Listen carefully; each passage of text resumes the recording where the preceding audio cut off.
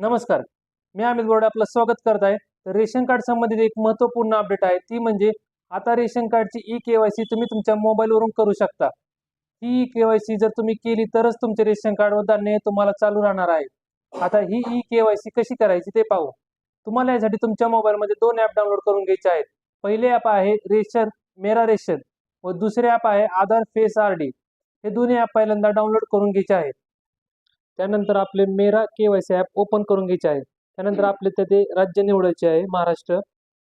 नंतर व्हेरीफाय लोकेशनवर क्लिक करून आपला आधार नंबर टाकून घ्यायचा आहे व आधार नंबर टाकून घेतल्यानंतर जनरेट ओ-टी-पी या नंबरवर क्लिक करून आपला ओ-टी-पी टाकायचा आहे. ओ-टी-पी व कॅप्चा आपला टाकून घ्यायचा आहे व त्यानंतर सबमिट या ऑप्शनवर क्लिक करून घ्यायचे आहे. त्यानंतर सबमिट ऑप्शन केल्यानंतर तुम्हाला तिथे तुमचे सर्व माहिती मिळेल. नाव, रेशन कार्ड नंबर, ई-के-वाय-सी तुमची झाली आहे की नाही. जर नसेल झाली तर तिथे फेस ई-के-वाय-सीवर ऑप्शनवर क्लिक करून आपली के-वाय-सी करून घ्यायची आहे. के-वाय-सीसाठी तुम्हाला तुमचा अशा प्रकारे फोटो काढून घ्यायचा आहे व फोटो आपला व्यवस्थित घेतल्यानंतर आपलं ई-के-वाय-सी रजिस्ट्रेशन हे सक्सेसफुली सबमिट झालं म्हणून असा मेसेज येईल. तेव्हा आपलं ई-के-वाय-सी पूर्ण झालेलं असेल.